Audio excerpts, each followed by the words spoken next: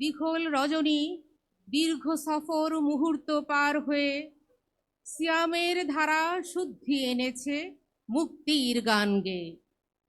একাকী রাতের নিঃসঙ্গতায় অশ্রু যেখানে পুঁজি, কিয়াম সালাতে সিয়াম এনেছে বারাকার ধন পুঁজি।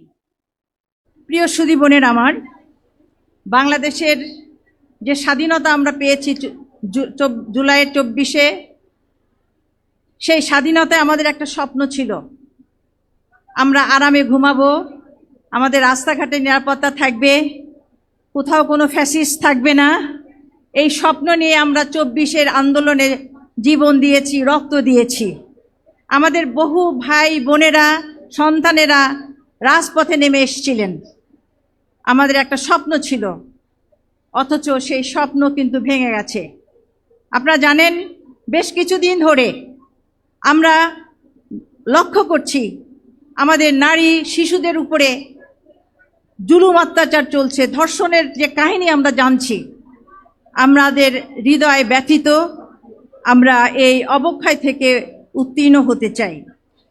প্রিয় বোনের আমার, এই হতাশা থেকে আমরা কিভাবে বাঁচব? এই নৈতিক অবক্ষয় থেকে আমরা কিভাবে বাঁচব? শুধু নৈতিক অবক্ষয় নয়, আর্থ সামাজিক অবস্থা কিন্তু আমাদের অনেক খারাপ।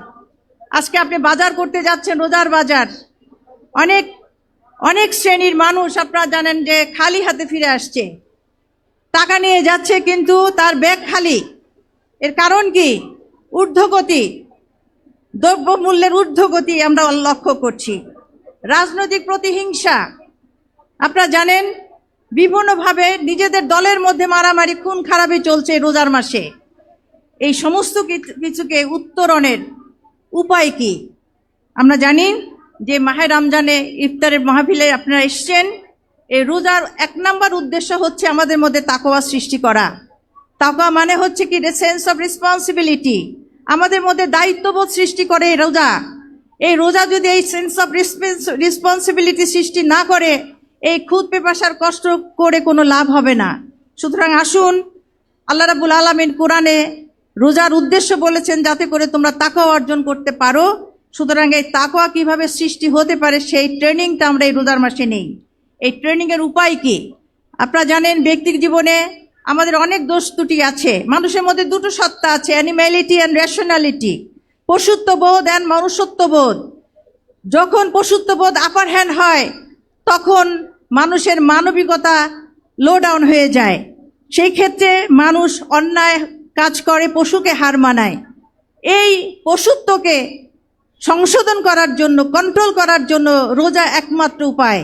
প্রিয় বোনেরা আমার, আসুন রোজার এই শিক্ষাকে আমরা গ্রহণ করি, আল্লাহকে ভয় করি, আল্লাহকে স্মরণ করি, নিজের জীবনের যাবতীয় ত্রুটিকে সংশোধন করি। ব্যক্তি গঠন, পরিবার গঠন, সমাজ গঠন, রাষ্ট্রীয় গঠন প্রত্যেকটাই সম্ভব যদি আমাদের মধ্যে তাকওয়া সৃষ্টি হয়। আসুন আমরা সম্মিলিতভাবে এই দেশের রাজনীতিতে ঐক্যবদ্ধ হয়ে, আমাদের বোন বলেছেন যে আমাদের মধ্যে একতা নেই, আমাদের লক্ষ্য রাখতে হবে আমাদের সবার উপর আমাদের এই দেশ, দলের ঊর্ধ্বে দেশ। সুতরাং আসুন দেশের স্বাধীনতা, সার্বভৌমত্ব, দেশের মানুষের মানবিকতা, দেশের মানুষের উচ্ছৃঙ্খলা থেকে রক্ষা করা, সব কিছুর পিছনে আমরা ঐক্যবদ্ধ হই, সব কিছুকে আমরা একসাথে সংশোধন করি। এই আহ্বান জানিয়ে আজকে আমি আমার বক্তব্য শেষ করছি। সবাইকে আবার আমি ধন্যবাদ জানাচ্ছি আজকের এই অনুষ্ঠানে আসার জন্য। আসসালামু আলাইকুম রহমতুল্লাহ বারাকাতুহু। আসসালামু আলাইকুম, সবাইকে শুভ সন্ধ্যা। আজকে এখানে আসাটা খুবই আনন্দের একটা ব্যাপার হতো, কিন্তু বাংলাদেশের সার্বিক পরিস্থিতি এত বেশি ভয়ঙ্কর এবং সব কিছু এত বেশি উলট পালট যে আসলে এই আনন্দটা ঠিকঠাক মতো আমি আসলে আনন্দ হিসেবে নিতে পারছি না। আপনারা জানেন যে 6 বছরের ক্লাস 2 এর বাচ্চা যে হীরামণি, সে আজকে সকালে ইন্তেকাল করেছে। এখানে আমরা সবাই নারী, যেহেতু এটা মহিলা জামাতের আয়োজন, তো আমার জায়গা থেকে আমার সবার কাছে একটা এক্সপেকটেশনের জায়গা, সেটা হলো এখানে তো আমরা সবাই নারী এবং আমরা আমাদের দৃষ্টিতে নারীকে কখনো কারো পোশাক বা কারো আইডিওলজি ডিফাইন করি না। আমি নিজে পার্সোনালি এটা বিশ্বাস করি যে এখানে যারা আছে তারা কখনো এভাবে ডিফাইন করে না। এই যে ছোট বাচ্চাটা যেভাবে যেভাবে মৃত্যুবরণ করলো এবং বিগত 6 দিন ধরে যে 6টা ধর্ষণ এবং হত্যা হলো, তো আমাদের জায়গা থেকে আমাদের এই যে জমায়েতগুলো, এগুলো শুধুমাত্র যাতে আনন্দের উৎসব হিসেবে না থাকে, বরং আমাদের যে এম্পাওয়ারমেন্টের জায়গা সেটা হয়ে ওঠে, সেই এক্সপেকটেশন সবার কাছে থাকবে। যার যার জায়গা থেকে আমরা এই জায়গায় ভোকাল থাকবো। আমাদের প্রত্যেকটা আয়োজনে আমরা এই জায়গাগুলো এনশিওর করার চেষ্টা করব, নিজেদের বন্ডটা আরও বেশি স্ট্রং করব এবং নিজেদের যে এম্পাওয়ারমেন্টের জায়গা সেটা আরও বেশি স্ট্রং করব। That's it. সবাইকে অনেক ধন্যবাদ, বিশেষ করে মহিলা জামাতকে এত সুন্দর আয়োজন করার জন্য। Thank you.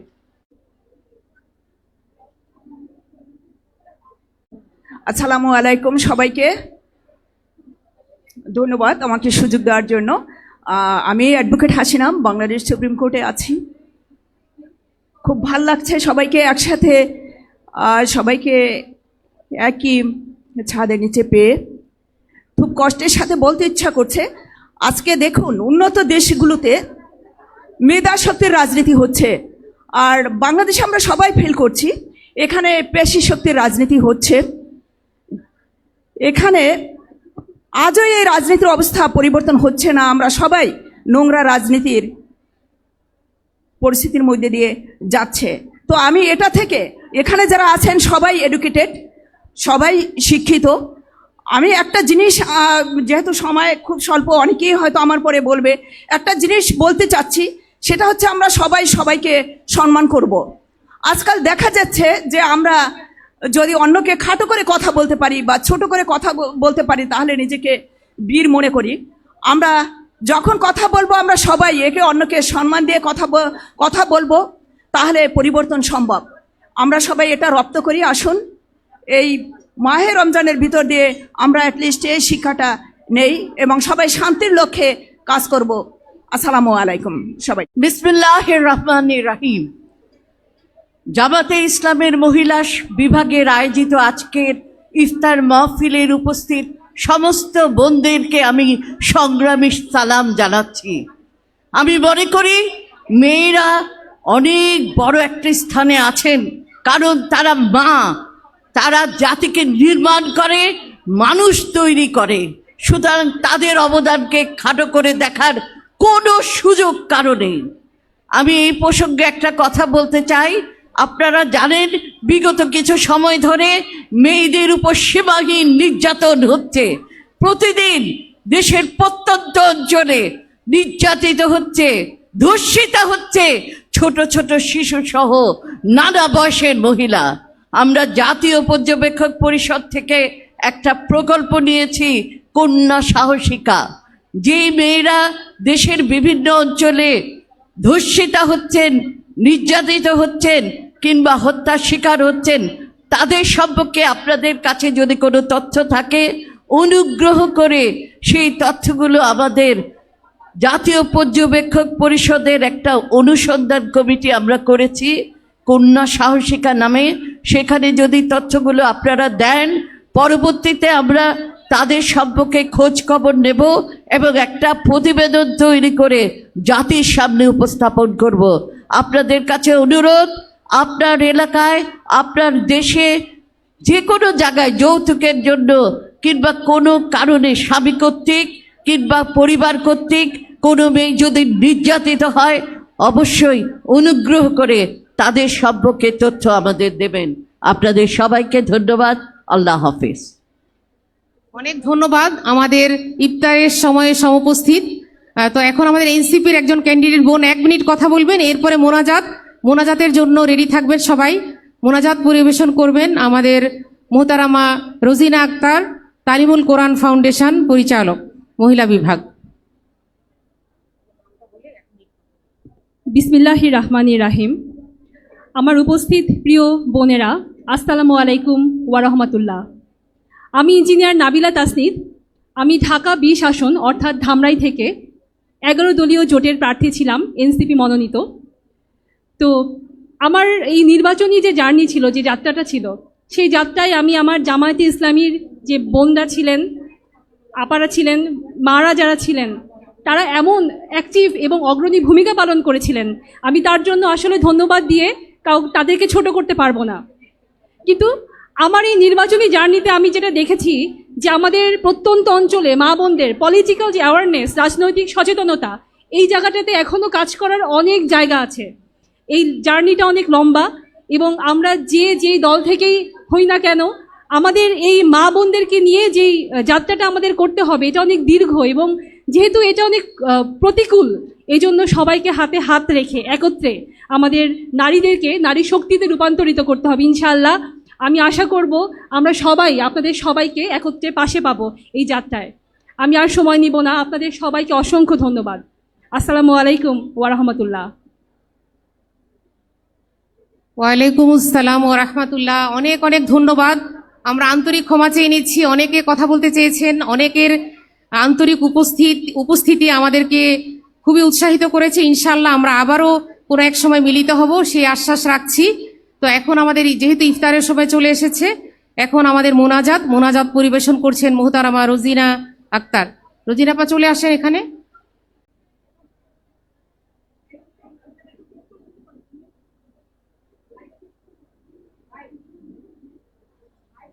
আসসালামু আলাইকুম রহমতুল্লাহি ওয়া বারাকাতুহু। আসুন আমরা সবাই প্রথমে দরুদ শরীফ পড়ি। আল্লাহুম্মা সাল্লি আলা মুহাম্মদ ওয়া আলা আলি মুহাম্মদ কামা সাল্লাইতা আলা ইব্রাহিম ওয়া আলা আলি ইব্রাহিম ইন্নাকা হামিদুম মাজিদ। আল্লাহুম্মা বারিক আলা মুহাম্মদ ওয়া আলা আলি মুহাম্মদ কামা বারাকতা আলা ইব্রাহিম ওয়া আলা আলি ইব্রাহিম ইন্নাকা হামিদুম মাজিদ। আল্লাহুম্মা আমিন। রব্বানা